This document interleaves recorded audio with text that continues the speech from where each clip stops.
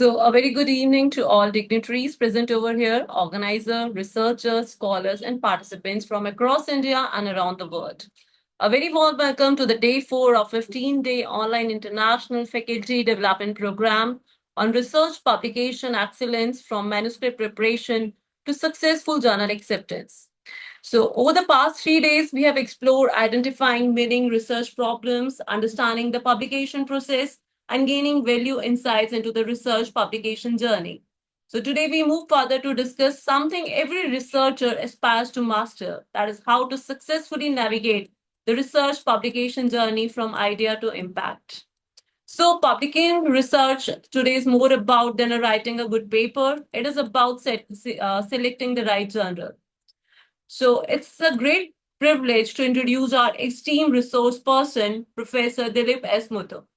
Professor is a professor of marketing at the School of Business, Monash University, Malaysia, bringing more than 2 decades of academic excellence in teaching, research, and scholarly leadership. His research interests span digital consumption, social networking, sustainable marketing, area that continue to shape contemporary business research across the globe. His scholarly work has been published in numerous prestigious international journals and academic platforms, reflecting both depth and impact in the field of marketing and digital transformation. Beyond his impressive publication record, Professor serves on the editorial board of internationally reputed journals, including the Journal of Strategic Marketing and Journal of Internet Commerce, giving him valuable insights into what editors and reviewers truly look into the quality research. So, with this extensive editorial experience and global academic perspective, today's session will definitely provide valuable guidance for the researchers at every stage of their publication journey.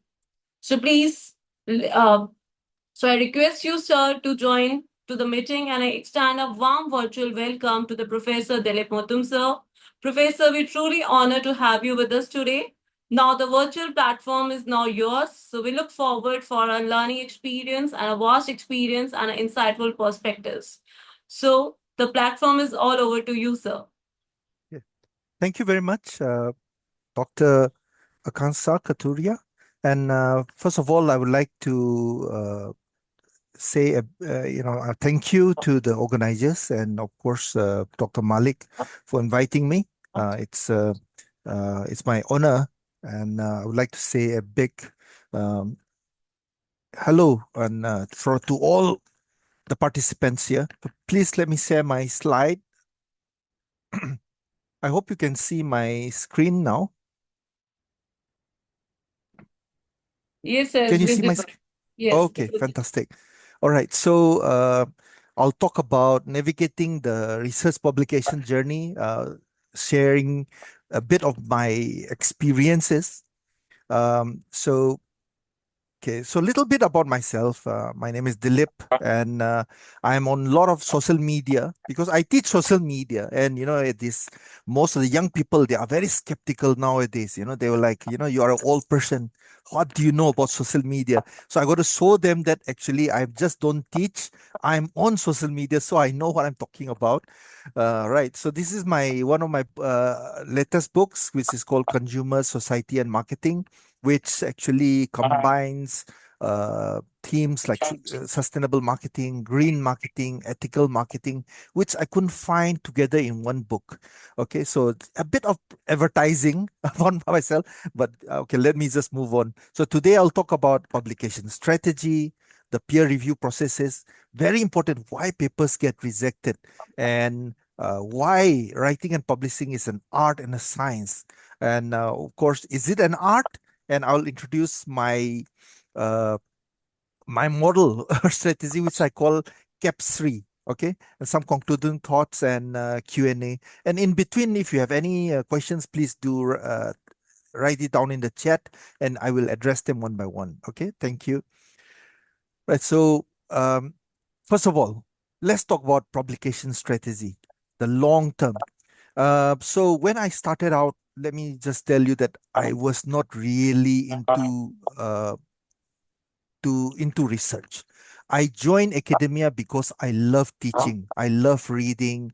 I love interacting with young people. And when I first started writing, it was more about quantity.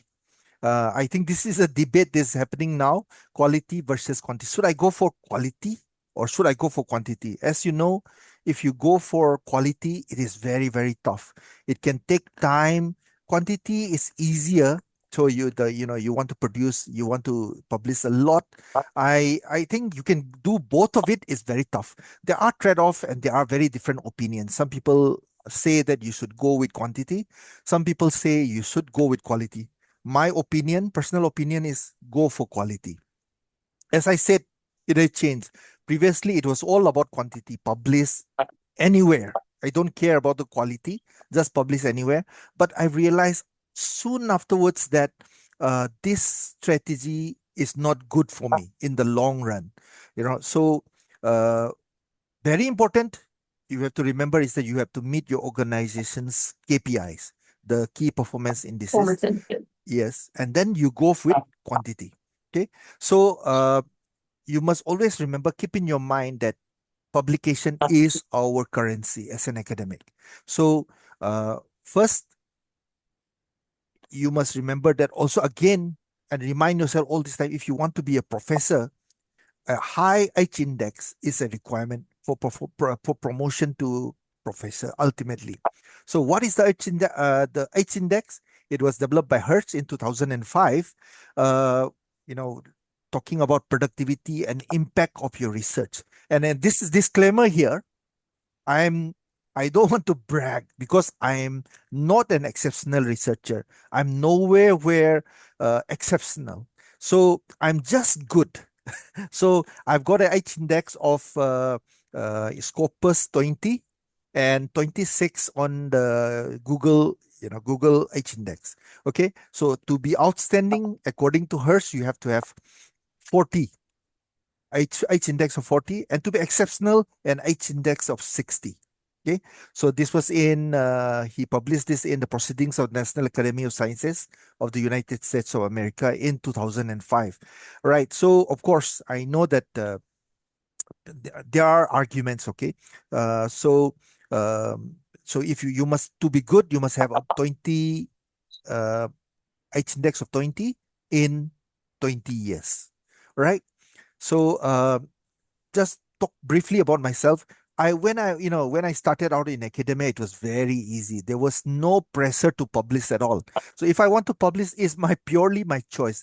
And I published in some of the low-ranking journals, and some which has now ultimately become quite good. The impact factor has increased. But when I started out, they were very low-ranking journals. So after I did my MBA, I worked in the private sector and then ultimately joined academia in 2002. I worked for about 4 years in a public university in Malaysia, and then I obtained a scholarship to do my PhD in the University of Warwick, and I ultimately obtained my PhD in 2011. And after that, I was a tutor there, but I joined as a lecturer in Coventry University. And again, Coventry University is a teaching university, so publication was not really what do you call it? It was not important, considered important. But then I applied for promotion, and that's when I realized that what one of the requirements in a promotion was that you must publish. And I soon realized that, hey, to be promoted from a lecturer to a senior lecturer, I need to publish. So I started publishing in earnest 2014 onwards. I started looking, and this is where I will be sharing my strategies. So I didn't write just empirical papers. I also did book reviews.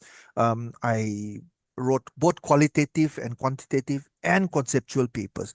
Of course, some people say that empirical papers are most important. I don't agree with that. For me, I think even conceptual papers are very, very important because they actually build theory. Right, that's very important. So I also did conference. I attended conferences and also wrote book chapters and of course books. My advice to you all, if you are early career researcher, is to meet and, if possible, exceed your KPIs. So different universities have different KPIs. So every university I moved to, they had different KPIs. So I was with Nottingham University. So NUBS is, Nottingham University Business School. The KPI was two ABDC B level papers every 5 years. This was very not, I wouldn't say easy, but I could achieve it. But then I moved to Monash, School of Business in Monash in 2021, and it became tougher. So, and my because at the time I was promoted to a professor. So the requirement here in Monash is one article in either a Group A 1 plus or Group 1 journal. I won't go into it, but my personal aim is to have at least two A-level papers annually. So A is in the ABDC, the Australian Business Deans Council's list. Okay. So I know in India, it will be different because I think in India, um, you follow the UGC list. Right. If I'm not mistaken, isn't it? So, and different organizations have different um, requirements. I think I'm in the Indian Institute of Management in Mumbai. They also follow ABDC, if I'm not mistaken. So along the way, I learned a lot of lessons. Because I was thinking, if I was trying to publish papers, and it was very, very difficult. I will get a grant, and then from the grant, I will get one paper out, and that, the grant takes about another 1 year to complete my research. And at the end, I only got one paper out. But that's not enough in today's world, isn't it? So people, many universities require you to publish at least two, three papers. So I realized, and I learned from the gurus. So I had a lot of gurus that I talked to, my senior professors, and I asked them. And what I learned was that you need to network, you need to collaborate, you need to work together, with other people. And that's what I did. I formed my own groups. I had a few groups. I contacted a few. I had a few um, trusted academics that I could work with, and I started working with them. And I did, we would work together. Right. I will have my research, they will have their research, and we'll join. And and also I encourage my master's students, not just my PhD student, but even my master's students, to do quality work, so that if this quality work, we can publish it. Very important. uh, Previously, I will write the papers first and then search for a journal. I realized later on this is not the right strategy. The right strategy is actually to target the journals first. So first, I have a target journal, and I see what they want. Usually, I will look at call for papers. Usually, they will release it like 1 year ahead, and and then I will take that, and that call for papers. I'll start working on it. Right. So I was writing, submitting. I got an, let me tell you, like everybody, I get rejected, and rejections are very, very painful. And the journal rejections, right?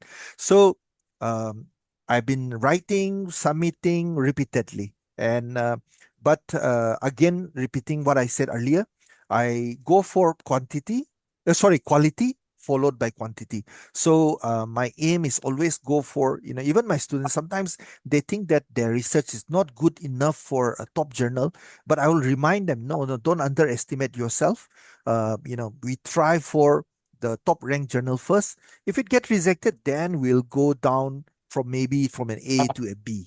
Right. So that is my strategy. Some of the lessons I learned along the way. Okay? So very important is the peer review process, and to understand what a journal paper goes through. Okay. So the the person we have to always be, I won't say worry about, is the editor or the associate editor. Okay. So they are very powerful. They are very powerful. So, often you see, like, I'm also an associate editor. So you'll be surprised how many papers you receive. Even I'm a associate editor of a journal called ASBA, which is which is from which is I would say which is stationed or which is controlled by University of Malaya here in Malaysia. So we receive hundreds, if not thousands, a month. So the number of rejections are very, very high. So I don't have the exact numbers. So you see, uh, if you get this rejected, you try again. Yeah, we cry, try again until we find a home. Don't stop there. Don't worry. It's we'll ultimately find a home. But if it's not text rejected, if it's accepted, it is sent to the reviewers. So the reviewers, we go through the revise and resubmit. Sometimes it is rejected after review, and again, that is I see that as a good thing because it passed the editor and associate editor's desk. That means it was good enough, but there are some lessons to be learned here, and they usually you will get some kind of feedback from the editor and the reviewers. But if you're lucky, the revise and resubmit will go through a few cycles. If you're lucky, only once. It is very rare you will get acceptance after one review. So usually two. In my case, I would say, yeah, two is the average. Sometimes it goes to three. The highest I've gone is like six. Okay, six revisions. So revise and resubmit, revise and resubmit, revise until you get tired. It's like you pray, please get it accepted. When you accept it, then we do bangra, right? So so that's the thing we want to aim for. Okay. This is just an example of sharing a decision, a rejection decision. So this is from the Journal of Hospitality Management and Marketing and Management, and you can see from the editor in chief, and it says thank you, blah blah blah, and you can see that even though they think that this is a good idea, they said the decision is a rejection based on the recommendation of the reviewer. So you can see that they didn't give me any what do you call it feedback from the editor, but there were two reviewers, and I would like to highlight here that reviewers are not always correct. Okay, so one reviewer said that he mentioned something about rest I agreed with, that was fine, about theory and all that, but they mentioned that multi-group analysis, and my paper was not a multi-group analysis. And then another reviewer said that the validity, the convergent validity and the discriminant validity was didn't meet the required um, uh, cutoffs. But that was wrong again. And then I was very annoyed with this. That's why I'm showing you. So what do you call it? I wrote to the editor and said that I don't accept the reviewers' comments because what they said was wrong. I mentioned that, but the editor still, they didn't he didn't change his decision, and the paper was still rejected. But thankfully, after a few papers, so it was resubmitted to another electronic markets, which is a journal on the ABDC, and it was finally published in 2025. So this was called Dining with Robots and Integrated Perspectives on Functional, Emotional, and Relational Dimensions of Customer Experience. So that's why I was, telling you, even though it gets rejected from one journal, doesn't mean that you have to to forget about it and throw it away, because the reviews were very bad.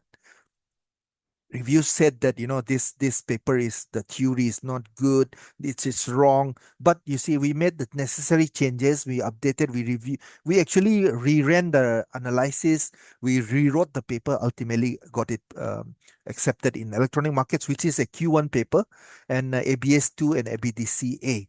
Okay, so yeah, we were very happy with it. And Dr. Ghazali is my co-author, and she took over as the corresponding author in that case.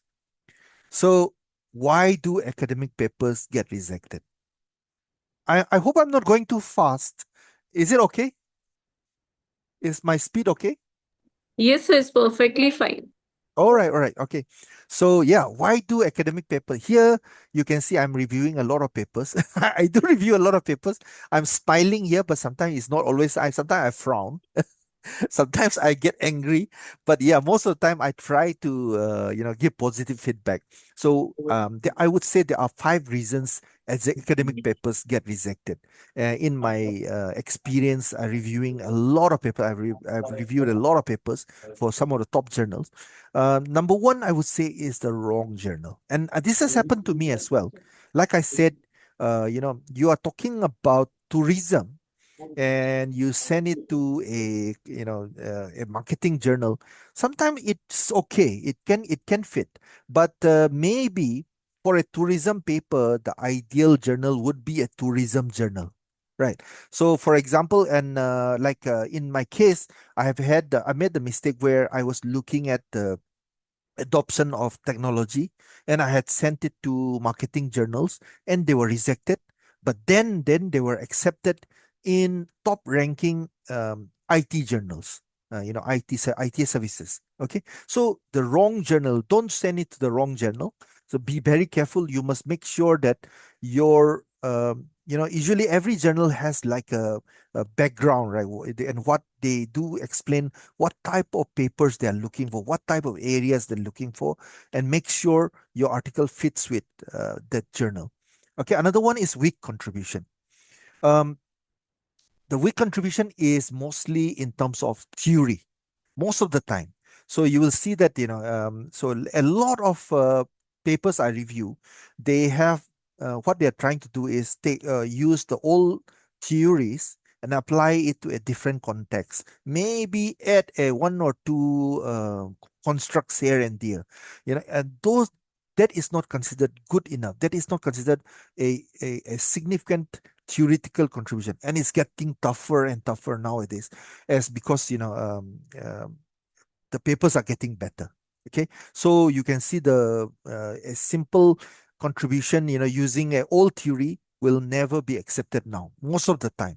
So what you have to do is to show that you are filling a gap in literature from a theoretical perspective. Of course, if you are making a significant contribution from a methodological perspective, that can get published. Okay, so that is another area. Of course, I won't talk about it. But again, another one is poor framing. Your theory, everything contribution is good, journal is right, but you framed it poorly. Okay, so I've seen a lot of paper like this, and most of the time I will not reject. I will tell them, because I can see the contribution, but they are talking about something else. They highlight um, things which are not that important, and they forgot the most important part. It's not easy. Sometimes I see a a contribution is a something that contradicts the previous findings. So the in a one paper said, a few papers said A leads to B, for example, but in your context you suddenly found out that this is not true, but B leads to A instead. And that can be a major contribution actually, whereas the paper is all focused on still focused on other things which are not really important. Okay, so number four is does not follow the author guidelines. In the past this was not that important, but I realized that many reviewers and editors uh, they are very strict, especially when it comes to, like, for example, word count. So you see that word count for most journals is between 8,000 to 10,000 words, but then you'll have somebody sending in 15,000 words. So editors will automatically reject it. Okay, so another one is like, they have some, if you're special edition, the special edition journals, they have a certain area of context that they want to focus on, but then you send it to that special edition, even though it is the right journal, but it doesn't follow the author's guidelines, in of that special edition, that can get rejected as well. I always now what I do is I will try to make my submission look exactly like the article in that journal. So, you'll follow the for example, the referencing style. So if there is a Harvard style, I'll follow Harvard style. If it's the APA style, I'll follow APA style. If they say, you got to put numbers in a certain way, like 2.01, 2.2, 2.2.2, so you follow the author guidelines. And if that shows that, in a way, it shows that you have read the other papers in the journal and you are aware of the author guidelines. And the last one is increasingly becoming very, very important. So I have realized in a lot of Indian universities and even in Malaysia as well, many research do not go through ethics. So this has become a requirement in many journals, that you have to have you must have you must have gone through a ethics committee, and you need to have a proof of that. So if you don't do this, and you have to write it down as part of your methodology, that you've actually gone through ethics process. Okay. Another one is, like, I recently got, this is a it has always been there, but make sure most journals, you'll see they use some form of originality software. So the most popular, I will say, is iTicket, or so um, I based on the journal. So some have 20% similarity cut off, some have 15, and this can be an issue. We had that issue as well. One of my colleagues submitted a paper, and it was rejected because it exceeded 20% similarity based on the journal. And we ultimately found out that my friend actually had submitted, because it was part of a thesis. So she had submitted at a conference, and it has was published in a conference proceedings. So that is considered, because we had not cited the conference paper, it came out very high, more than 20%. So in the end, what we had to do was we had to rewrite completely. Even we explained to the editors. Some editors accept that. We said that it is a journal paper, so it has not been published in a journal, but they don't accept it. So that can be an issue. So please do consider, if you're publishing in a conference, opt for we call it uh, just the abstract or extended abstract. Avoid, if you because if you intend to publish it in a journal and it has been published in the proceedings, it might get rejected because of that. So this is an issue that has I highlight to my PhD students as well. Okay, so I always tell them that, if you want to publish it in a journal paper, make sure that you only submit abstract only in the conference, and yeah, okay. So if not, you have to completely uh, rewrite the paper. All right. So these are the five main reasons why academic paper get rejected: wrong journal, weak contribution, poor framing, does not follow author guidelines, ethics, or originality concerns.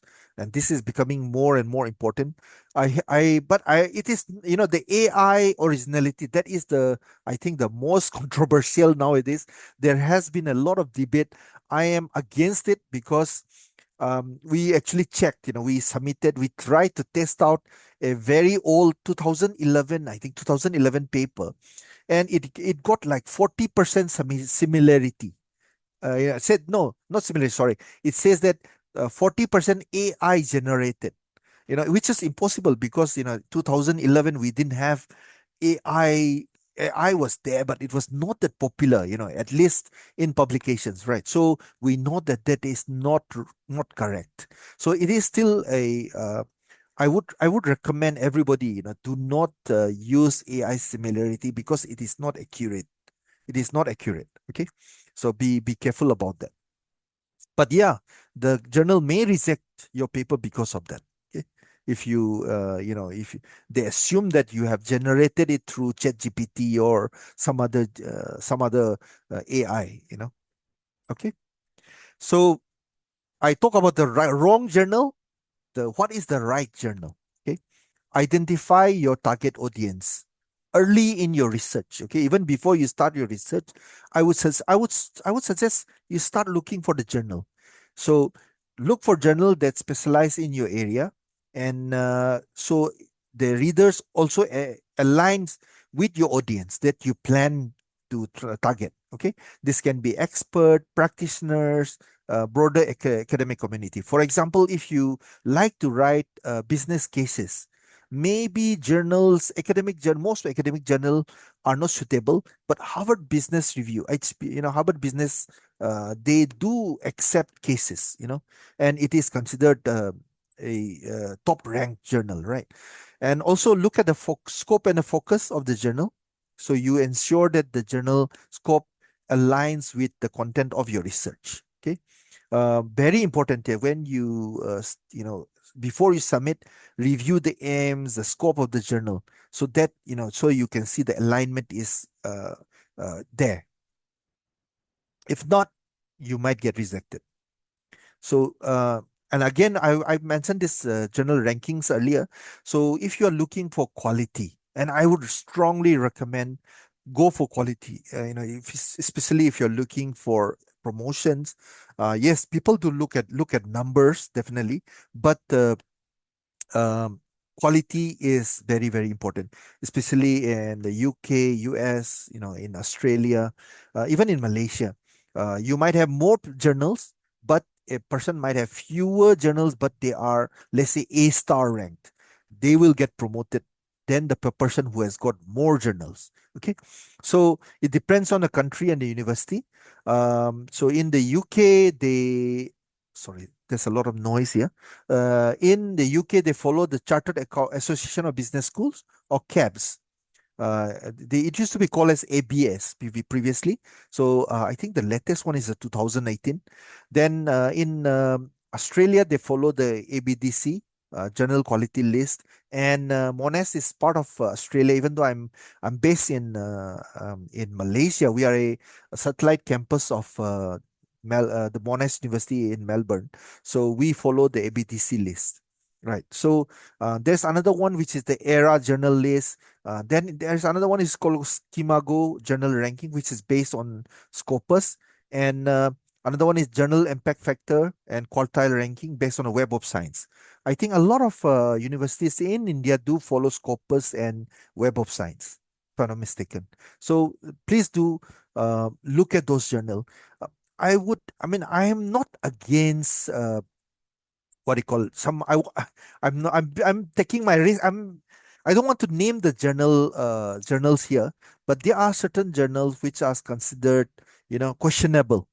So I have got a few all my papers in that. They are very highly widely cited, but you know, I'll just take the name here because it's a fact. So sustainability is I've written in sustainability, and it's very highly cited my paper. But in Malaysia, sustainability is part of MDBI, and they have totally they are not counted at all. So you can publish in MDBI journals, but they will not be calculated when you are for promotions or for your in the quality. So very risky. Another one is of course Frontiers. Again, has you know. I'm not saying that they are bad. There are many many journals in listed under Frontiers which are very has a high impact factor, and but some of the frontier journals are considered as bad quality by certain universities, and this can have a consequence. Be careful. Okay, so in the CAPS list, so you will see that 4 star is considered the journal of distinction, followed by 4, 3, 2, and 1. 1 is not meant to be like I'm not saying that it's a bad quality. Again, is here, it's very controversial. But yeah, it's recognized, but a more modest standard is considered. In the UK, you have to follow the CAPS list, and in Australia, A star is where we target. So in Monash, for example, we need to, as a professor, we need to. I mean, I'm always targeting for A star. And so far I've only one. And it's like in every 5 years you need to have at least one A star. So this is considered top 5 to 7 percent of the journals in the world. The second highest quality is A in approximately 15 to 25%. Okay, it's very important. So I'm not saying that C is bad because there are a lot of journals which are not in the ABDC list. And I know that here I've got in the participants, there might be people from sciences, because this is only business. It depends on your discipline. So if because I'm in a business field, this is what is counted. Because I know one of my colleagues in our business school, she has got, I don't know, about a huge number, about 20 Q1 journals. 20 Q1 journals in the last 5 years, but out of that, only a few are ABDC. So we cannot judge quality based on it. It depends on your discipline. It depends on, because he's a mathematical background, so many of the journals in that is not doesn't come under the business list. Okay, so be careful. I'm not saying that if it's not in this list, it's not a it depends on your discipline. Depends on your business, or in your school. It depends on your university. Please have a look at that. Okay, so I think in the Indian context, mostly ISI, or we call it Web of Science, Thomson Reuters, is, I think, if it is indexed in that, is considered a good journal. Another one is, of course, Scopus Index journals. If you are indexed in ISI, usually it will be indexed in Scopus as well. So many journal listed in both. So I listen, according to Vera and Gomez, about two-third reference in any of the two databases found in both databases. About one third are only listed in one or the other. Okay, so it depends. Okay, yes. So another list which is like very very highly um, desirable for professors is FT50. So the Financial Times 50 list, they have a list of journals. So if you get published in that, I mean, wow, that's my aim actually. If you are published in that, you're considered a very high, uh, you know, regarded academic. Okay, all right. So, as I mentioned before, avoid predatory journals. Predatory is, they will, just to give you an example, I'm sure you have experienced this, where you get, publishers asking you to, they even want to pay you, to publish, or they ask money to to publish, your papers. And if you look at many of those journals which ask you to pay, or often open source, a lot of them are predatory. Okay, hijack journals is like, they have this is different from predatory. What they do is they create a journal with a name which sounds like a authentic or a good journal, real journal. And so you think, you submit to this journal thinking that you're submitting to this uh, authentic journal, and then in the end you regret it, because if you get listed in it can actually look bad in your CV. Okay, be very careful. Um, Jeffrey Bill, or he's also called as the Bill's list. I know he's very controversial. He printed a list of, published a list of all the potential predatory publisher, and I think he's been, he's faced a couple of lawsuits as well from journals. So, but yeah, his list has um, a number of journals we should be worried about. Be very careful as an academic. Don't be tempted. Don't be tempted. That you're thinking that, oh, if I pay and get published, it's good. No, it may come to bite you later on. Just imagine, you are young, you want to publish now, you go into this journal. Years down the line, you are a professor, and suddenly somebody brings this up, and you can actually, your whole reputation is gone just because of that. So please, try to avoid these predatory journals, hijack journals. Okay, and and like I said, this is something that I have faced. People have asked me, and recently, which one I published in a journal, and this journal was originally an A listed journal in ABTC, but it has been downgraded to a C this year by from the ABTC, and the reason that was given was that the impact factor is still high, very high journal. I'm not going to name it here, but uh, the journal published too many articles in a year, which I don't think is very fair, because if they have a good if they have number of people working, and it goes through the review process, but according to the ABTC, the Dean's Council, their decision was based on the fact that it had too many publications, too many what do you call it, edition, too many articles published in a year, and they assume that if it's that many, the quality, you cannot manage the quality. Right. So again, that is I mean, I think for, we can debate that till the cows come home, but that's another uh, area you should be very careful about, But I published in that journal, and my friend, we were very sad, when it got downgraded from A to C. And because even though, we went through the review process, we twice, it was a two revisions, in fact, so, and I didn't see any hanky panky going on, but still, yeah, that's the thing, so we have to be very careful. Right, let's move on. If you have any questions, yes, please do write it down in the chat. And yeah, writing and publishing is an art and a science. Yes, it is an art and a science. um, what do you call it, the sciences, the technical basics. It is a science, because you have to indicate the significance of the study from a theoretical and managerial perspective, at least in my area, in business. Okay, in sciences might be different, in literature might be different, but in business we have to highlight the significance of the study from a theoretical and managerial perspective. We also have to highlight the gaps in literature which are filled by the study, and for that, that's why I put from number 4 an arrow up. You can see it's because you need to do a critical literature review. A lot of papers I review, they do a literature review, they have all the key publication or articles listed, but the authors have not gone critical.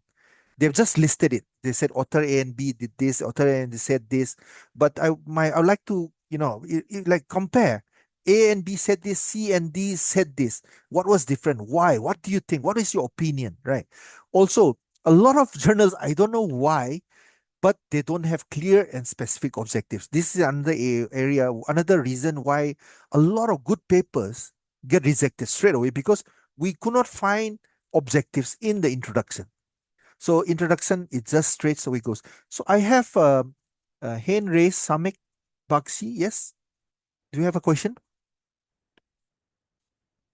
Or should we keep it until the end? What do you think? I leave it up to the moderator. What should we do? Should we do it until the leave it until the end, or should I take it now?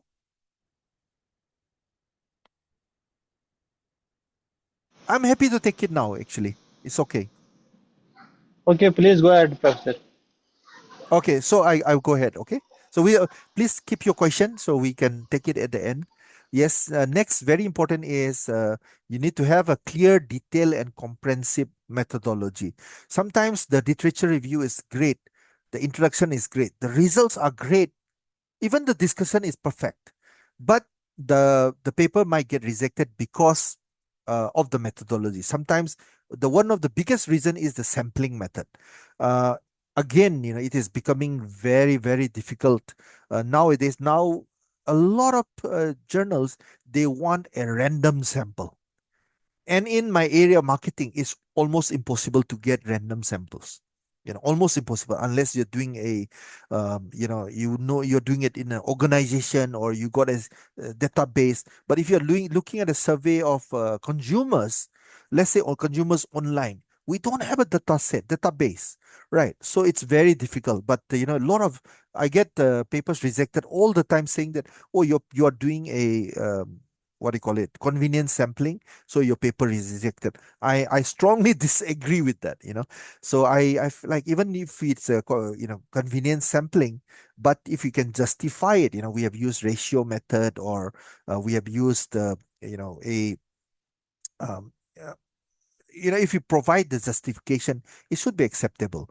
But I know that in a lot of company, a lot of papers now, actually, just because of this reason, I've started buying um, samples, from companies.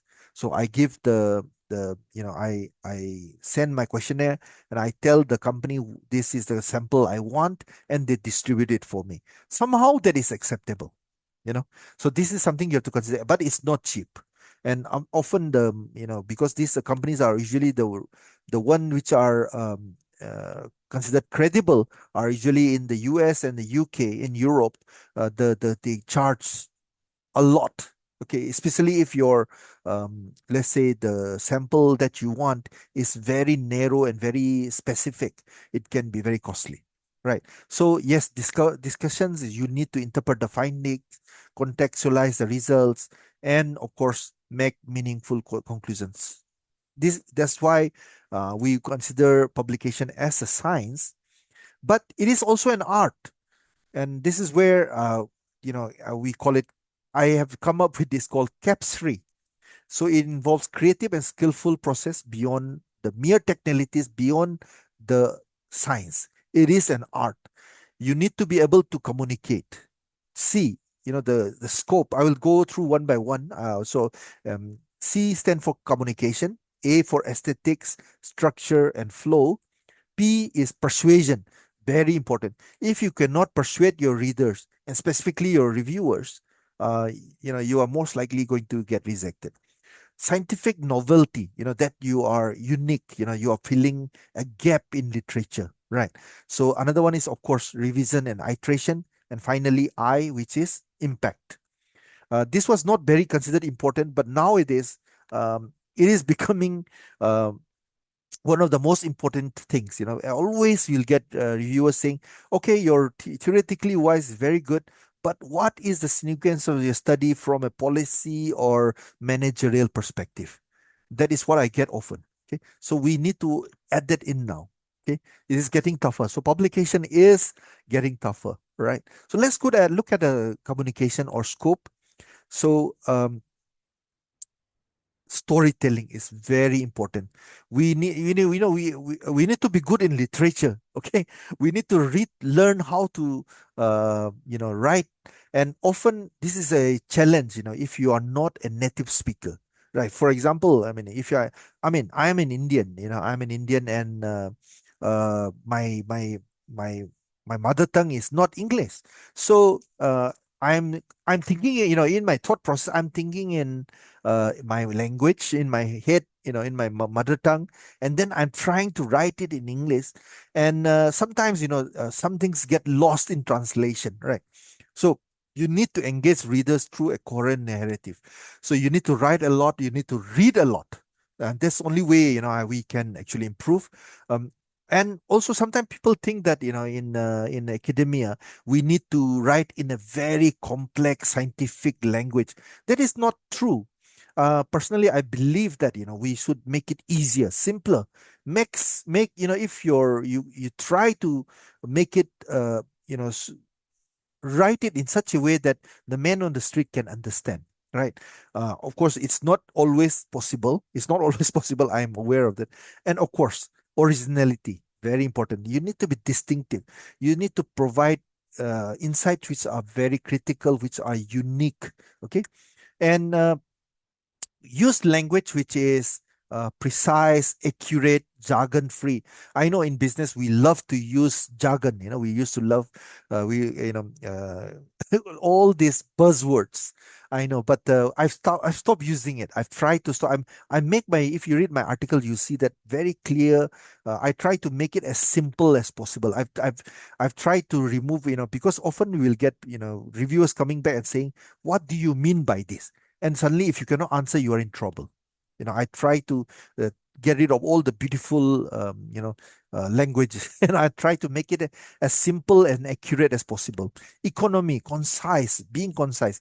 You need to write.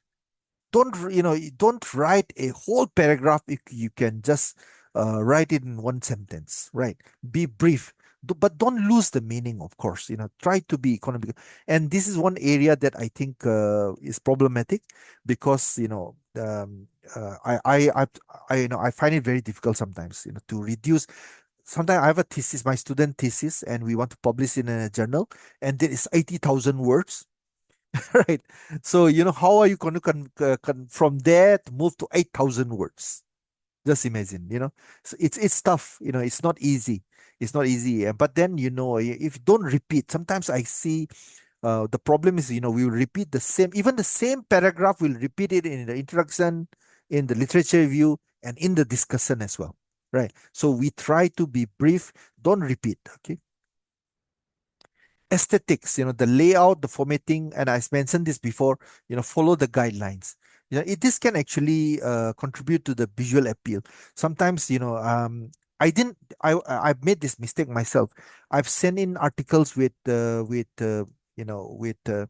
my diagrams, which were just cut and pasted from, for example, from PLS SEM. I didn't take the effort. Now I've realized that I shouldn't do that.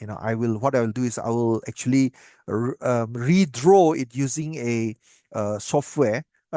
Sometimes I use a simple software like PowerPoint, but I make it like, then you can see that even the writing is clear, and then you can see the lines are straight. Uh, if you read my old articles from earlier on, I when I look back at those, and I'm like, I regret it. And I think back and I said, I could have done a better job. Right. So, make sure tables are nicely formatted, and this this does play an impact. If we are all human beings, reviewers are human beings. And if you make it look nice, there is a higher chance that we will get published, right? So structure the manuscript in a way that guide readers through the thought process. Don't jumble it up. Like, let's say, if you can show like how the methodology flows, like, give like a flow chart, it can be really, really helpful. Okay. So that's why a lot of reviewers will ask you, especially in business, to have like a conceptual framework, so that they can understand. So we are visual beings, so we love to look, and we better understand, right? So let us make sure, if you can add color, why not? Of course, you have to pay more. In most journals, if you add color, you have to pay more. Persuasion, again, as I mentioned before, you have to convince readers of the validity, the importance. So you have to, for everything you say, provide evidence. Many times, I would say that this is what I've realized as a reviewer. A lot of authors tend to make, especially in the conclusion and the discussion, they will make claims which doesn't actually uh, I would say it's they overclaim. It doesn't fit the result. The result only say certain things, but we'll say it's significantly very important. Is it significantly very important?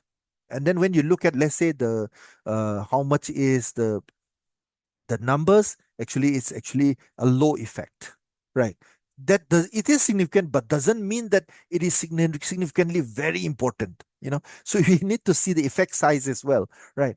So please use proper arguments, evidence, language, and of course credible references. So if you are referencing, let's say, a star journal, or let's say from Harvard, or from, or the Fortune, sorry, FT20 articles, they are considered references which are credible, as compared to, let's say, some journal which is not even listed in any of the list. In fact, in one paper of ours, we sent to it was SLR, one of my students' paper, recently got rejected, and not rejected, sorry, it came back, and it's a revision, and they revise and resubmit decision. And the reason was that they asked us to remove all the I'm not again, mention the names here, the journal from the specific publications, which I found was very strange because these are from the Scopus database, but they don't want those. They said those are not credible. Please remove this.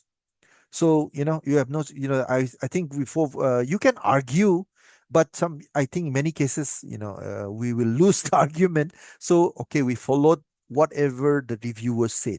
Okay, based on what they said is a low quality, so don't cite those journals in your systematic literature review. And we have removed them, and we are rewriting our paper. Okay, novelty again, this is where a lot of papers get published. Sometimes it can, you don't have to need to have a very complex model. Sometimes I've seen papers which have only like four constructs, and it gets published because it is something totally new idea, something which is like which is people have not written about. So it's a good paper which offers a fresh insight, very new unique angle. And we are not replicating a study which was done in the US, but it has not done in India, so we are, or in the Philippines, so we are doing it, so those are not, you will not be able to get into a journal if we say that, or this journal, this model has been used in the West but has not been used in a Malaysian context, for example. It will be straight away rejected. So authors, what do you call it? The editors are looking for, not just contextual, but something new. For example, you come up with you argue that the old theory is not correct, and so we are adding another theory to it, and then we're going to rename this new theory, for example. So of course, it doesn't need to be a Nobel Prize winning article, but sometimes it's nobody has thought about it. It can be a simple thing. Okay? Uh, so creativity is very important. So that's why I say it's an art. You need to really, really think about it. So and we need to be creative. When we come up with our objectives, when we are theorizing, and even when we're interpreting. So when we interpret the data, you said that, like recently, my student was very upset because the results came out opposite to what he hypothesized. And I said, that's not a bad thing.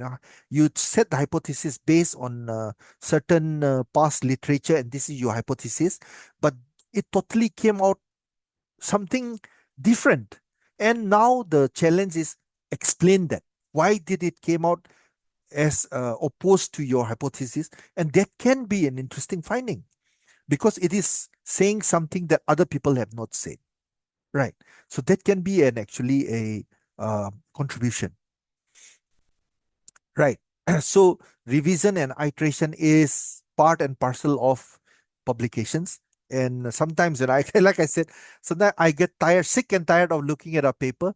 I'm currently writing another paper with some of my colleagues, and I think this is the sixth iteration. I'm like, come on now, it got to get published. But the reviewers will come back again and say that, oh, this is not right. They sometimes, they didn't, and I've like, why didn't you say this in the first revision or second revision or third? Why are you saying this in the sixth revision?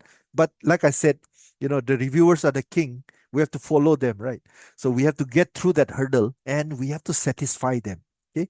So we have to rethink, we have to refine our argument, we have to restructure the flow. Sometimes we have to tighten the language. And yes, because like I said, English is not my mother tongue. I do send it to proofreading, so to professional proofreaders. I'm very scared to send it to, I can put it through a Quillbot, for example. But Quillbot is an AI.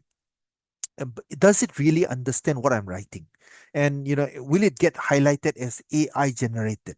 So this is some of the key issues, which I am worried about. So I usually send it to a professional proofreader.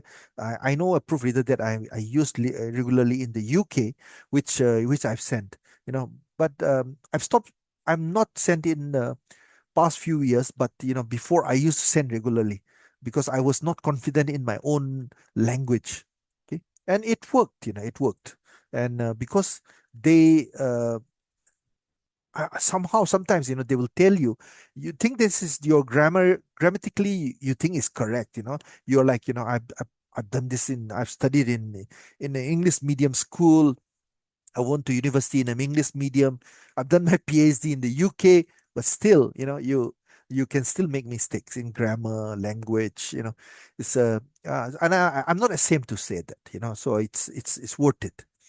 Impact, very important. Okay, so this is what is it's about relevant and resonance. So does it make a mark? Some, I mean, again, it is controversial. So some people say as long as it adds to the literature, it builds to the literature, it's okay. But increasingly, you'll see people will ask, so what? You have done this, so what? uh, what is the impact on society, for example? So increasingly, not just in publication, but when you apply for grants, people always want to know how it will help the poor people, for example, or the weaker section of society, or the environment, or how will it help the government? How will it help managers? This is the question I get all the time. So something that I always now, whenever I write even before I write a paper, I've already got a managerial or a policy implication section. Okay. So yeah, we finally come to the end. It's not so I think we've gone through quite fast, actually. So writing and publishing a paper requires a blend of uh, science and arts. Okay, technical proficiency, creativity, communication skills. But I would say it's an art, really an art. It's an artful combination that contributes to status as an art form in the realm of academia, especially if you are in literature, of course. But in business and even in sciences, I've realized that it's very, very important. But you need to keep in view your organizational KPI requirement, meet your KPIs, and if possible, exceed your KPIs, and understand what your different journal ranking is. I didn't care, last time, even though I met my KPIs, I actually tried to exceed beyond it because I had a target. So in this certain number of years, I want to be a professor. In order to be a professor, I knew that I needed to have an H index of at least 15. So that was my target. So that was, and I was able to achieve that. Okay, so try to go with quality, but if you can meet the quality, go with quantity as well. Right. So if you're aiming for just one paper 1 year, it might not be enough anymore. And for that, the solution is go for, go for networking, make friends. Right. So um, thank you very much for your time, and for listening to my uh, presentation. I hope I've not gone through it too fast. No, so it's quite interesting presentation, I must say. And thank you for this incredibly presentation. Each and every point was, such a worth for each and every participant. So the stage is open for all the participants. If you have any doubt or query, you can ask from the expert.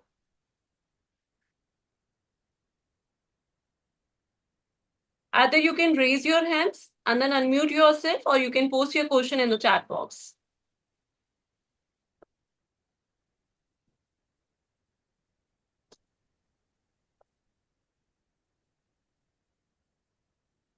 Yes. Okay, yeah, sir, I have a 2 or 3 question. Sure, Yeah. sure. You go ahead, please. Okay. So it's if you talk about journaling for the beginners, it is a very common response from the journals. They simply mention about whenever they are rejecting uh, the papers, they simply as it is out of scope, and they Yes. don't mention anything about this. So Mm, might be as a beginner, when we used to select the journal, we always check about the area and all. Still, when we submit the journal and the result will come, it is out of scope. So what we'll do in yes. that case, and how to handle these kind of a situation, because nowadays it is very common from the publishers. Yes. I totally accept. I mean, I agree with, because uh, I I would say the main reason is because uh, the editors and associate editors are now being flooded with journals. I know some journals have got like thousands of submissions in a month. They simply don't have time. My suggestion to you is actually, if you go to a good journal means if you go to a star, A or B, they do often give you a reason why they're rejecting. And not always the case, though, not always the case. But I think, so sometimes, we think that, oh, our paper is not good enough for a good journal. But sometimes, you will see that these good papers, they will give you very fast, number one, the very fast turnaround. They either reject or they will go through the into the review round very fast. And they also, even if they reject, they will give you very good feedback. Yeah, Yes. thank you, sir. And if I talk about, there are the few channel who usually take much time. If I talk about one of my paper, I had submitted one of my paper in October 24, Yeah. and it got published recently in June 26. Even I, Yeah. lose the hope that my paper will not get published because I'm responding from a longer period of a time, and suddenly I Yeah. got a few of the revision, and then I got a mail. So in that Yeah. particular case, what should we do? Because when we are not getting a response from us, so many, so many times we start either to withdraw from this particular publisher, or rather we try to submit in some other journal. Yeah. No, I totally understand what you're trying to say, because I'm going through the same. I had one paper which I submitted in 2024, end of 2024. It has still not been published. It has been accepted. You can imagine. Now it's 2026. But like I said, usually the good journals, they give you a timeline. They will give Yes. you from the accepting from the submitting to the acceptance, how long. And even, when I get reviews, and sometimes, I don't have the time to do reviews. I've accepted the reviews, and they will say, if I do not do the review in time, they will say, okay, since it has become apparent that you will not be able to review this paper, so we are going to, you are no longer reviewing this paper. So they usually, the good journals, if you look at the A journals, the A star journals, and even the B journals, many of them, they are very strict. They've got, like, I think they give you only like 2 to 3 weeks to review. So as a reviewer, you have no choice, So, but many other journals on which are not on the list, you will see they are the lower rank. Maybe they are on Scopus, but that's why I said, yeah, sometimes I have a better experience, submitting to the good journals. And I was rejected from B papers, and then I got accepted in A. Man, I've got cases like that as well. So yeah. Um, Again, I think there's nothing we can do. It's the academia, because the number of universities are increasing, the demand for publication is increasing. So I even mine, I am I told you, I'm the associate editor. It is not even ABDC ranked. It's only a Scopus Q3 paper. The Ajba is published by University Malaya. We receive like hundreds in a month. Just imagine, hundreds, in a month. I have to, like, and the problem is, I will send to reviewers, and so many reviewers will reject. So it's my, I will, this is my request to all of you. If you ever get a request to review, please do review, because you remember your own papers. Your own review papers are being reviewed by others. So if you get a request to review a paper, please review it in time. And also, do it professionally, because if you do it well, you might even get best reviewer of the year Yes. award. And that is very, very, I would say, it is very significant. You can put in your CV, and it can be considered as a, in your promotion. And even in my uh, promotion to professor while moving to Monash from Nottingham, that was a consideration. All this, best paper award, best reviewer award, that can be a factor. Okay. All right. And oh yeah, Yeah. you can be invited to become a reviewer in that journal. So, don't, a lot of academics, they will reject. I know, because we are all busy, with teaching, with reviewing, right? But please make some time, at least one paper or two papers a month. That's not difficult, isn't it? We can all do it. Yeah. Yeah. So there's one more question in the chat box, that can you suggest from your expertise what artifacts books that really helpful? Books for what? Ah, the books that actually helps the students or the scholars to identify the journal or I would yes. say, uh, I have read books, but they were not really helpful. I would say going to events like this, the participating in workshops. Even though I'm a professor with more than 20 years experience, I still attend publication. I go to conferences. We have like special. We have the big shots. The big editors from the top journals coming in and say what they were looking for. For example, and talking to them face to face, very useful. So those are more helpful, I would say. They because they give you, they tell you the truth. Sometimes the books are already outdated. Of course, I think there are some YouTube videos from some academics, but I would say attending events like this are really, really helpful. Yeah, thank you, sir. So there are the few more questions. Lakshmi, you want to ask, can a paper is short about 1200 words? Because Mm. somewhere it is mentioned the requirement is less than 4,000 words. So is Yes. it okay for the paper to be the 1200 words only? I think it's too short. If my my my uh, my personal feeling. I mean, Yeah, sometimes it's of like, of course. course, there is always some argument. We have that argument last time. Last time I think I was always taught when I was a kid. I think when there was this story about essay and why about Indian, what the Indian British rule in India is what and then somebody said you just wrote divide and rule and that's enough. But for a paper, I think you need to be persuade.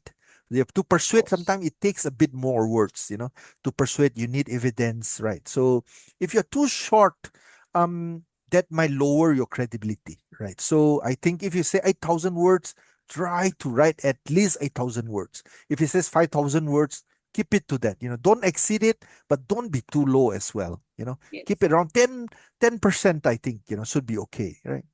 Yeah. Okay, so there are the few questions, although you had addressed many of them in your presentation, still the research scholars have some doubt that Yes. how many papers are generally required to be published, Oh, this is very tough. especially for So those, the early scholars, yes. yeah, I know. I mean, my personal target, like I said, I'm Yes, last time when I was younger, I mean, I didn't care. I publish as much as I can, and I had a lot of energy. But now I try to go with quality, and I realize that is more important.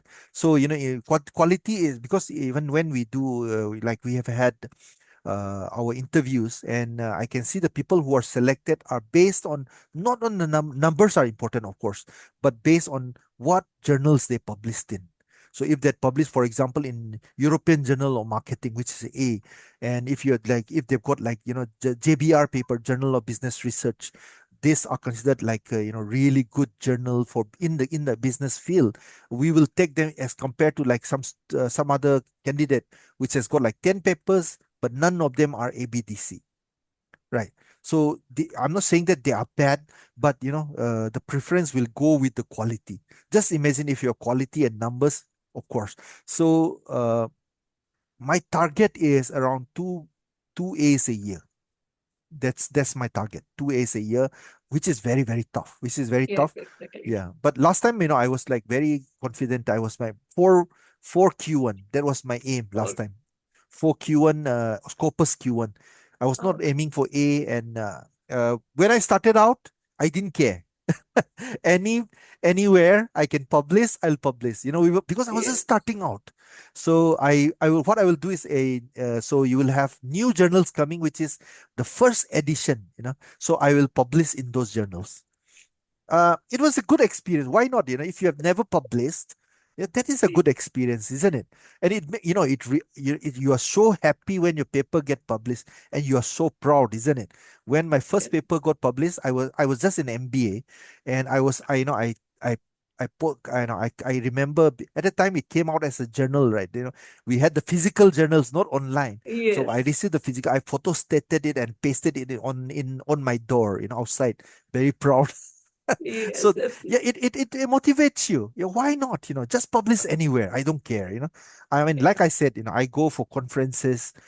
There some people say don't publish chapters, book chapters. No, no, I publish book chapters. I publish books. Now I think I've got about 8 books now, so edited as well as my personal. So I publish everywhere. I write articles in newspapers. That is also considered as an impact. That we have to build our brand. As an academic, we have to spread our knowledge, right? We have to share our knowledge, and that is considered impact as well. When we say, people ask what is the impact of your research, and I will put this as an evidence that, oh, I was interviewed by this newspaper or by this radio, this kind of thing. Okay. Yes, you truly mentioned, the first publication is, always like your best present in the life. You always used to highlight it. Yes, Yes. yes, Yeah, I can't forget. that is always an awesome feeling. Yeah, the Yeah. few more question, how can we avoid the desk rejection? Any particular tips to avoid it? Number one, I would say, oh, I forgot a very important thing. I didn't put it here. Yeah. And I was talking with, and I just got to, I do make sure, and I think I get a lot of my publication because of this. Is I actually, we have a letter to the editor when we submit our paper.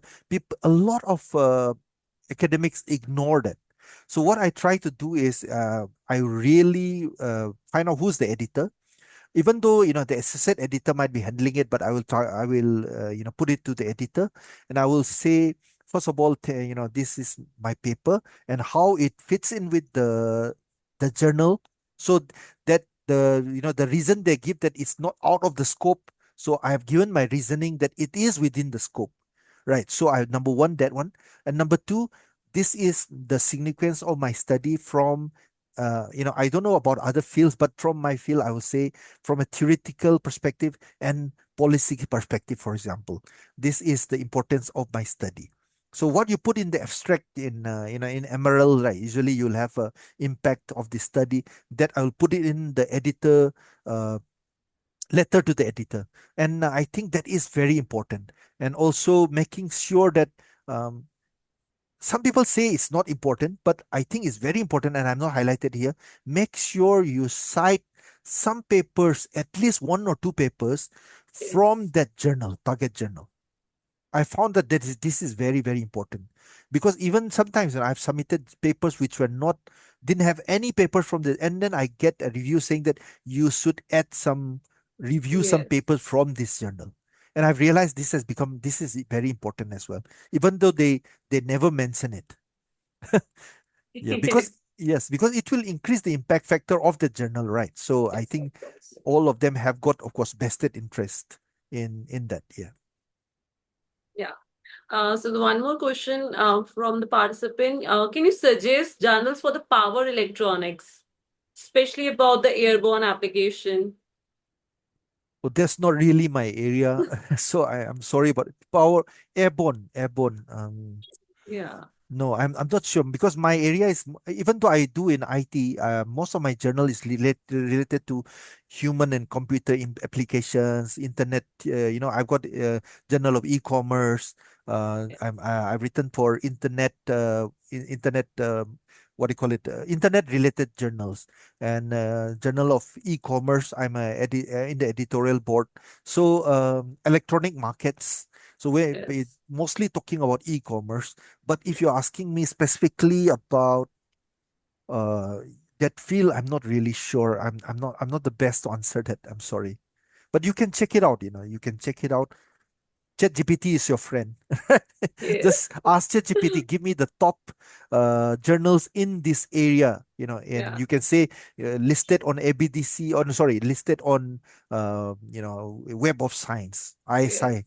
It will give you the answer. Top 10, it will give you the list. Yeah. And might be the journal finders will also help. Yes, definitely, Yes. definitely. Yeah. Yeah. Yeah. So I One think more. there are So two I have hands, a question. Oh, Yes, yeah, please two go ahead. hands. Yes, sir. Give them opportunity. There are two hands they have, Yeah, raised it. Renuka So Sharma. please, Yes, give them opportunity. yes, sir, Renuka. Thank you for the informative session. So, as you mentioned that publishing is an art form, like require blend of creativity, and some technical proficiency. Yes. So, being a researcher, like what should I develop, or like what should we develop this kind of artistic narrative or storytelling in like strictly rigid scientific paper? Um, my advice is, yeah, what I did was, actually over the years, especially during my PhD. Before my PhD, I was a different person. Okay, after my PhD, it really trained me up. And during my PhD, I think I must have read over 1,000 papers. So that really helped me. I suddenly realized. Sometimes, you will realize a lot of journal papers are rubbish. You will only realize later on, and you have to it only comes with experience and reading. So in your field you must read, keep on reading and see what do these journals want. And once you read these journals, you will actually kind of realize this is what they actually want. So before I target a journal, I will download at least 4 5 articles, the top listed articles, and not the old ones, old, because journals sometimes can they can evolve. So the recent ones, like 2025, 2026, the recently published articles, and see what they are looking for, why they got published. And when you go through them, you will get an idea. And again, reviewing papers, very very important. I think the more papers I review, the more skill become in writing. Yeah, so it helps. I love reading the articles, the studies that are being done all around the world, from India, you name it, from US, and very unique. Sometimes you come like, wow, why didn't I think about this? So it's amazing. You get motivated by that. So reviewing papers is a good way to develop the skill. Reading, the more you read, the more you learn. That is my advice to you, I think. Okay, sir, but like universities used to, place a kind very heavy emphasis on KPI requirements. Yes. So they basically focus on volume over value. So, how can we protect the integrity and depth of research under such kind of pressure? Um, if that is your KPI, why not? Just fulfill it. What I would say is, you fulfill your KPIs, but at the same time, I think Indian universities are doing a great thing. Here, I publish all this paper, don't get anything. Peanuts. It's just I'm doing it for my own. Okay, it is my, what do you call it? But in a lot of Indian university, I'm like, my friends were saying, "Oh, I got a few lakhs, from the, oh, like, wow." I said, "Share a bit with me."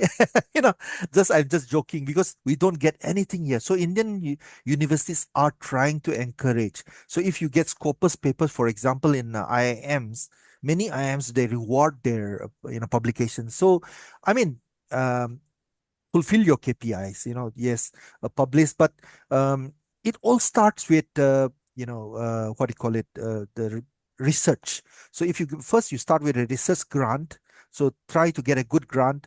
Also, motivate your students to do good work. So I always think that, I've written a lot of papers with my students. They are happy, I'm happy, so I don't force them. If they don't want, no, some of them are totally not interested, that's fine. But I make sure that, sometimes I help them with, I give them ideas, even though this is their work, but I will give them ideas. I'll be very critical. I really support them during the research, because I think, oh, this is a potential paper for me as well. So, like I said, if you're going to depend on your one research per year and one paper out, it's not going to work. You got to network. So I network with friends, and I join as a second author, third author. It doesn't matter. As long as I get a paper published and I contribute, they'll send it to me, and I will, help out sometimes, because I am good in PLS SEM, structural equation modeling. So what they will do is they will give me the data, they will ask me to analyze. Actually, it's their research. So then I will analyze, and then I will say this is the result, and then they will analyze. Then that is my contribution to the paper. Okay, so join with people. And I would say, form groups. If you see, like, form multiple groups, and go to conferences, talk to people and say, this is my research area, this is my research, can you have a look at it? Some of these university professors overseas, they have, like, they have got a um, they've got links. Links are important. Networking is important. It goes without saying. Then they will know, or they'll say, okay, I recommend going to this journal summit because they've got a call for papers out there. And many times I've done that. I had a friend who was very good at that. He will tell me, okay, you target this because they got a call for papers, and I had that paper ready. And so I actually, because usually you get like 6 months to 1 year time, and that's enough.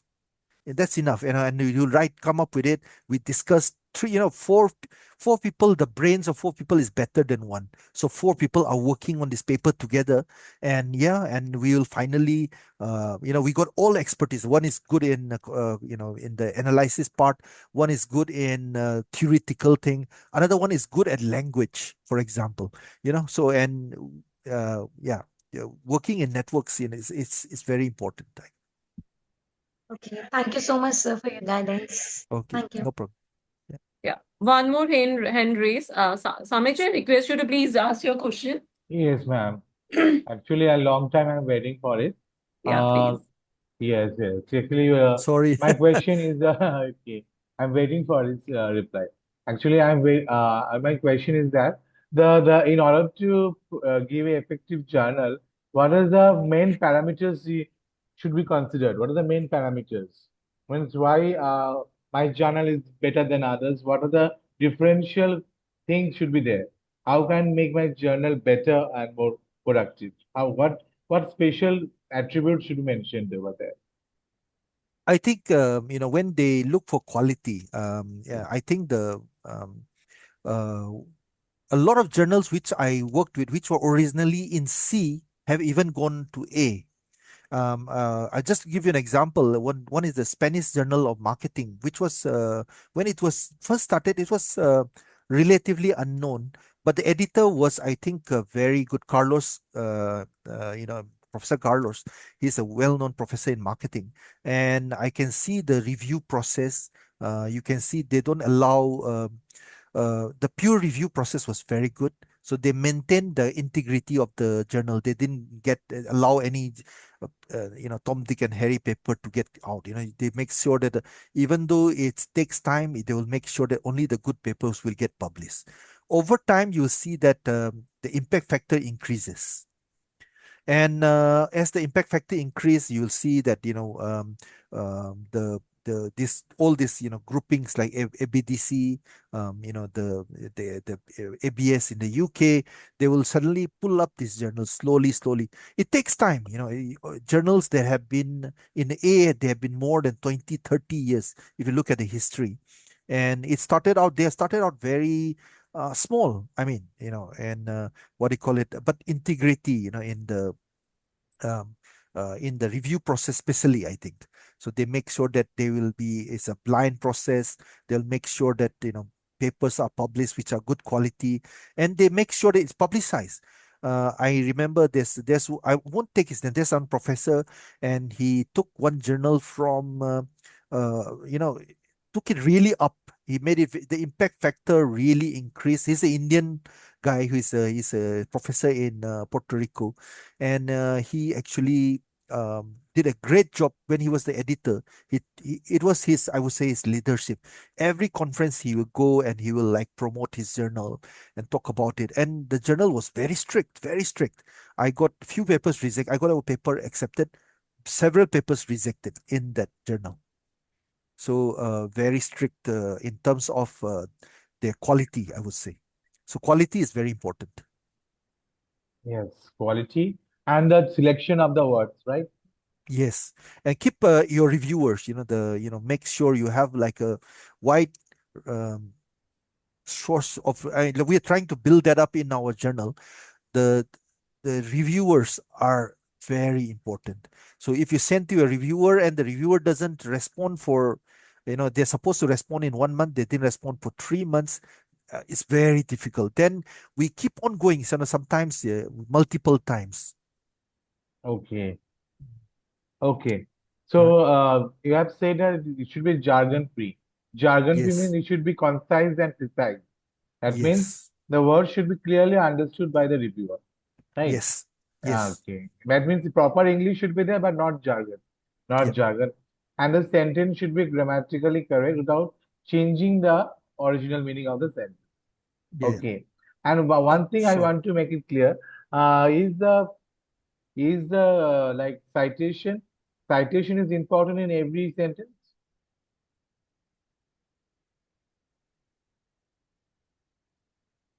Hello. Yeah, I guess because of some technical issue, professor has left. I think we lost connection. Let us wait Yes. 1 minute. Okay. Maybe he join. So you can repeat your question. Maybe I am able to answer your Actually, question. my question is that is citation is necessary in this in a journal paper? Is every sentence requires citation? That means Yeah, in okay, that's my question. citations are very much important. Okay. Citations play key role in publication. As I have yesterday answered one of the question, in research, you cannot write word A unless and until you cite, anything we support is that, that we understand that this is alphabet A. I'm just giving it hypothetical example. If you are arguing something, you are writing some sentence. Let us, for example, you are discussing about financial inclusion, and you are, arguing that financial inclusion has made lifestyle better, or financial services became, very much, smart, as we are doing everything on our phone. So to write these findings, you need to support, and for that support, you have to cite. So Okay. therefore, citations play a very important role. That is why in between, Professor was highlighting about critical thinking. You have to write the literature Oh. critically. So mainly, why citation is important and where to cite. So mostly, researchers who are the beginners, they cite in the introduction section, and if there is literature section, they cite there. But good sort of journals like A category, Q1, Q2, if you see, you will see there are citations. They are supporting why one sort of methodology has been used, why this sort of methodology has been used, why this data source has been used. So you will see in every section from introduction, literature review, resultant discussion, even methodology, you will find that people are citing good papers. Mhm. So Professor has joined us. Let us Sorry, take his my viewpoint. computer decided to restart. This is the thing. Technology help us and also is our sometimes when I was trying to stop, suddenly it just started. All right. Yes. Yeah. Is there any other Uh, questions? No Yeah. other You were saying something. Yeah. I my there part was was I Yeah. okay. That You means can share answer. some deliberations again on that. Professor was highlighting about that citations are important, how important citations are. I try to okay. answer, but you can share some your insights on it. Oh, okay. So, were you asking about citations? Yes, Yeah, sir. here, Okay. What do you call it? So I mentioned the H index before. So um, I know, again, this is a very controversial again, but in where we have, like, for example, you see, like, the Cornell, the top 2% scientists of the world, right? That ranking, what they do is based on citations. So we cannot run away from it. But there is, of course, a counter argument. There was one Nobel Prize winner, and he did not have many publications. And he had only one or two publications, and that were very widely cited. So I mean, there are a lot of arguments, but having said that, the H index is based on, like, for if you look at Google, so it's like, if you see Google is based on how many papers you have, uh, the number of citations which are cited by a particular number. Okay, so let's say I have got 26. That means I have got 26 papers with 26 citation at least. Your top citation can be the one that is the most cited, can be about 1,000, but I'm only 26. So my 26 H index is 26. It means that 26 papers, journals have been cited by at least 26 people. So that is the H index. Scopus uses something as they only count Scopus listed journals. So citations are important. So if you're looking for promotion, for example, many universities they have like a guideline. So I'm in on the board of, I've been invited as the external examiner for promotion from associate professor to professor, from assistant professors to associate professor, and they will give me a guide, and it depends. Every university has, it's very funny because it's not equal. So some universities they put 15 H index 15 as the requirement for a professor in Malaysia. Some put 20. So, So some have, yeah, how you measure the H index? It is based citation means it each on every each professor or each scholar is giving a citation in the yeah, journal. So how you mention, how you judge, how you parameter, how you judge on the parameter, it is H index. H index means it is a good impact. It has a good impact factor. yes, That means how you judge. So each and every author they're giving their citation. So how yeah, you judge which author has given the good citation on based on this part. Based on that yeah. part, how you judge. Uh, I mean, I just follow Scopus and and Google. But I mean, I had this discussion with my colleagues, and according to one colleague, he said, a lot of people also self-citation, right? Self-cite. That means they cite their Self own citation. papers. Okay, So they're citing my own. their own Okay, papers. That will increase the numbers.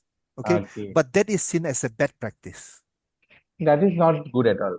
Yes. That is seen as a bad practice. Another one is if you have a citation from good journals, let's say, other good journals are citing you, right?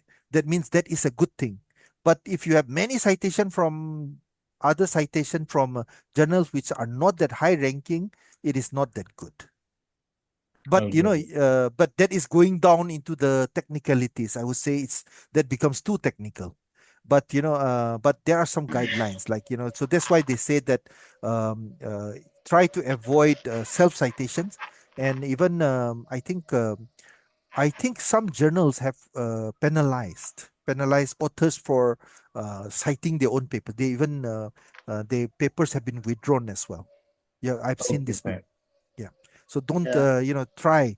But if it's reasonable, if it's valid, why not? So Right. citation isn't given by the citation is being judged by the reviewer. Reviewer who is reviewing my paper as a well, in a journal, he is judging there is H index or No, no, no, there no, no, no. is editorial board they're judging it. No, the reviewers, they have no idea who you are, right? Most cases, because it's a blind. No, no, I'm not telling about myself. I'm telling about that reviewer just judging the citation on the basis of the quality or the basis of the sentence of the journal No, sentence. which reviewer are you talking about? Reviewer of a paper Reviewer or means the review of the journal. Reviewer uh-huh. means yeah, they're reviewing right the journal. They're reviewing. Yeah, Yes, I'm reviewing a paper, let's say yeah, article. yeah, yeah. So they Uh, are reviewing the citation basis of the quality wise, basis of the impact factor, right? I for me, I will just look at I don't really look at the references first. I will look at the content. Yes, What content. is the contribution? But Yes, then yes. ultimately, then I will go back and see the references. So I will recommend, if I see, like, for example, if this is a predatory journal cited there, then I will say that this is a predatory journal. I don't recommend this journal to this reference to be included. Okay, sir. Mm. Okay, sir. Thank you. Let me jump here, about Yeah, edge yeah. indexing matrix. I thought, I am having a Mm, scope to speak few words. Edge index is, actually a matrix for an author. For example, I have published 10 papers, mm, and out of 10, how many citations I am having? This is a simple mm. mathematical. Yeah, So on the basis of that, number of papers published and number of citations, that give us a result of H index. So at H index is nothing to do with the journal or something else. It is a matrix for an author. Yeah. But as I believe, what professor was questioning about, that what attributes are there for a journal to understand the performance of a journal.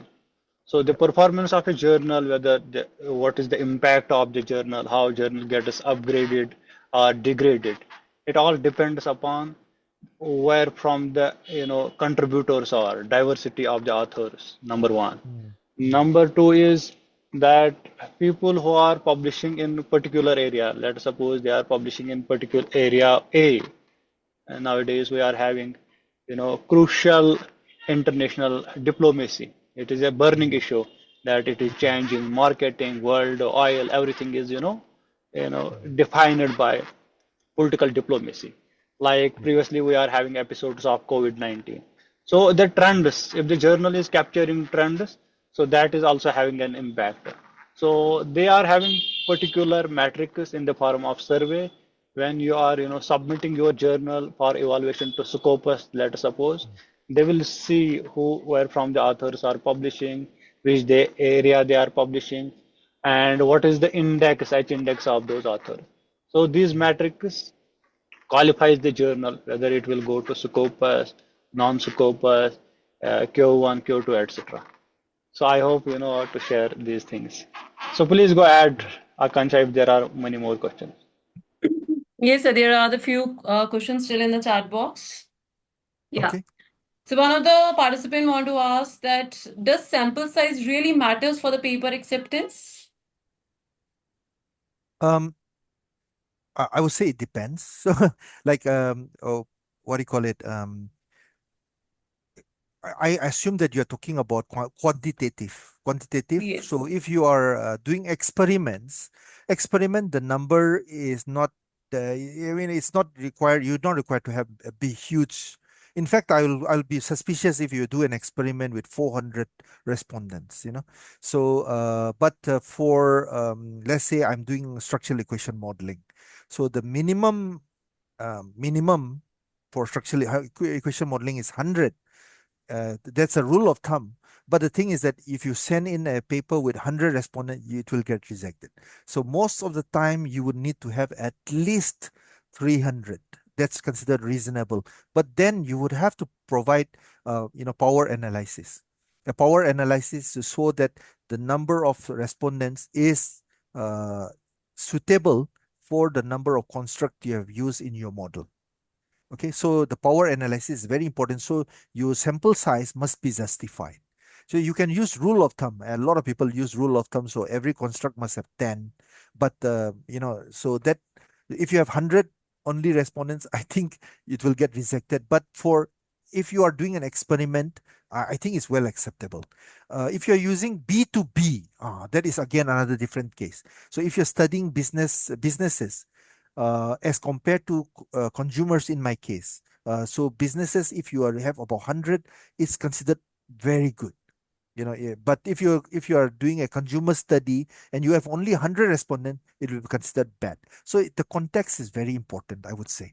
I'm talking about business, so I think it will be different for science, medicine. So medicine, I know that the medicine, I've seen science papers are easier to get published because sometimes they can just put the paper word count is also very low, and they need to write like what is the finding from the first experiment. It will be published. But whereas in business is crazy, they are asking us to do longitudinal studies, like over 3 years. Another one is they're asking us to do multi study, like you compare within India and UK, or they will say multi group analysis. So it's increasingly becoming harder and harder for in business and management studies. But I think in sciences it's slightly more, so they can do. I remember they can just publish like in a hospital, they just look at 20 patients and they can still get published. So very different from. So it depends on I think the field. But in management, for my case, I mean, I will make sure that my student, if you're doing consumer study, at least 300 is the minimum, and then provide justification. Mm. Yeah, thank you, sir, for this explanation. One more question is there, like how to write discussion section of a research paper? Like what should include in a discussion paper to make it more impactful? Okay. Yeah, this is a very good question. I think, again, a lot of papers get rejected because of the discussion section. So you might have a very terrific introduction. Your literature review is amazing. Your methodology is perfect. Your analysis is really good, but then you get rejected because of the discussion. And one of the main reasons I think in my and in my own case, I will always look for when we say discussion. Discussion is like you found this, so what? Right. So the so what part becomes very important because you have to show that you have to interpret your findings. You have to be critical, and you have to always compare with past literature. So you have found this, found that. So how does your findings compare with past studies? Right, that's how you build I mean, that's how we build our paper, right? That's to show that you're contributing. So our paper is different in what way? So you can say the results is in line with previous findings, but this is in different in, or our paper found totally new things which was totally in contradicting previous findings of author A and author B, and our finding found it. Then I'm really excited because that means editors get something like this is very exciting because that means this kind of papers will be cited very much. Right, that's how Yes. we the journals get impact. So if you get different findings, if you or you can say you found all these things are same but slightly different. You can say that's why uh, if you use the old theories and just apply it to a context, it's not no longer acceptable. So now people are looking for addition to theory or addition to or what is your contribution to they will always ask you what is the theoretical significance. What they mean is, did you add something to theory? If not, that means your paper is useless. Even though you have you have really worked hard. And I mean, it's sad, isn't it? Sometimes you have really worked hard on your thesis, but they will say there is no theoretical contribution. Then you have to look for a paper which will accept, with a journal a bit lower, where you can argue, you have to try to argue that part, where our paper does contribute. Yeah. Yeah. Yeah, thank you, sir. So one more question, can we use AI for reviewing before we submit to the journal? Um, it is a tool. I use it. So who am I to say you can't? I'm using it. I'm using it now. I use AI tools a lot. I've got Consensus. I'm using, Scopus AI. They help you. So during my research, they really help us. But we do, what is looked down upon is you use them to generate your answers, right? So you can use them as a tool. It's something like you use, when previously we've been using NVivo, right? So we use SPSS for research. We use PLS SCM for our analysis. But if you use it to generate your answer and your discussion, then it would be problematic. But it's very very difficult to, like I said, it's very difficult to that's why I say papers are getting better and better, that editors are asking for more and more. So they want us to do experiment, they want us to do now, they want us qualitative and a quantitative together, and that takes a year, isn't it? It's not something we can do, and I think it's unreasonable sometimes, to demand that from us. But that's the reality. Is becoming more and more difficult. Rejections are coming left and right, so every year I say, for every 10 paper I submit, I expect at least 8 to be rejected. So that's normal. So only 2 will be accepted. So we have to keep on looking until we find a home, right? And then we can do the Bangra, Yes, definitely. Yeah, I believe there was one hand, up. Yes, yes. Ash, Yeah. I Good yeah, evening. Asit, please go please. ahead. Yeah. Yeah. Sir, my question is you talk about world 2% top scientists. Yeah. So, how to get onto it? And is it only the citation that matters or there's something more to it? I think they've got some criteria, but I think the most important is the number of citations. So I've got a few friends of mine who are the top 2% in the world, and 2%. it's crazy. They publish like 10 A journals a year. So one of them is next door to us in Sunway University. So Wang Mak, Professor Wang Mak is one of the top 2% in the world in the area of marketing. So he is a distinguished professor. He does write. He's a genius because he was, I think when he was a PhD student, he already published like 5 papers. So and he's not stopped. So you can see they are really, when you talk to him, his brain goes like everywhere. We'll be suggesting something, he will suggest a theory I've not heard before. It's like that. So yes, and yes, all the 2% by Cornell, it's based on citations, the number of citation, yeah, altogether. Okay. So Yeah. yeah, Thank you, sir. in the particular field. Thank you, sir. Thank you, sir. All right. Yeah, I know a few of them. Prof. Ramaya is very famous, and Prof. Ramaya is actually a IS guy. He is from the information systems, but he is one of the top publishers in marketing, one of the top papers in publishers in human resource, one of the top publishers in area of statistics.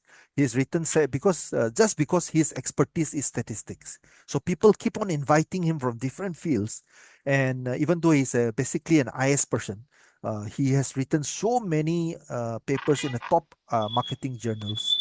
It's amazing. Yeah. Yeah, thank you, sir. Mm. Yeah. So Okay. I guess these questions are there already. You had answered. So you answered very well. So Professor Malik, can we conclude the session? Yes, please conclude. Okay. So sir, before concluding the session, just a one piece of advice that you want to give to our, the young researchers. Um, keep writing, keep writing. It doesn't matter where, conference, article in journals, in newspapers. I keep I write blogs as well. So I was a blogger one time, and that became my PhD. I was writing blogs, and I used to write jokes and whatever I'm doing in my day. Then I thought, hey, why don't I make this my PhD? And I got a scholarship from the University of Warwick, so fully paid. So and it was my great opportunity to go over to the UK, fully funded, and that became my passion. And the writing actually helped me because I love to write. I've been writing from my school days. So that really helped in the writing process, I would say. So that has been, yeah, a lot of people invite me because of that also. They ask me to write there, help with their writing. And so my name also gets there. So yeah, it's a plus point. Yeah, definitely. Keep writing, and make your name. And network. I would say let network, attend events like this. I don't, every workshop chance I get, I will go. If there is a science, there's a visiting professor, I will go and listen. I'll raise my hand, ask questions I don't know. I'm not shy. So because I'm learning, right? I'm Yeah. learning. It's nothing to be shy about, isn't it? Yeah. Yeah, Yeah. we So will learn. Yeah, we will learn till we die. So yeah. yeah, definitely. Mm. So keep writing, keep networking, and keep publishing. That is the key. Yeah, yeah, yeah. Yeah. Okay, sir. So actually, it was such an insightful session. So I would like to express my heartfelt gratitude to Professor Dilip S. Mutum, sir, for actually sharing us the expertise, the practical experience, and all those, the valuable piece of advice that actually, going to work for all the young scholars and the publisher who actually want to publish. Of course, sometimes we used to struggle with the quality over quantity. So Yeah. that is the common struggle that we used to do. But I'm sure that today's session will give a clarity for all the scholars for navigating how challenging it rewarding the journey for the research publication.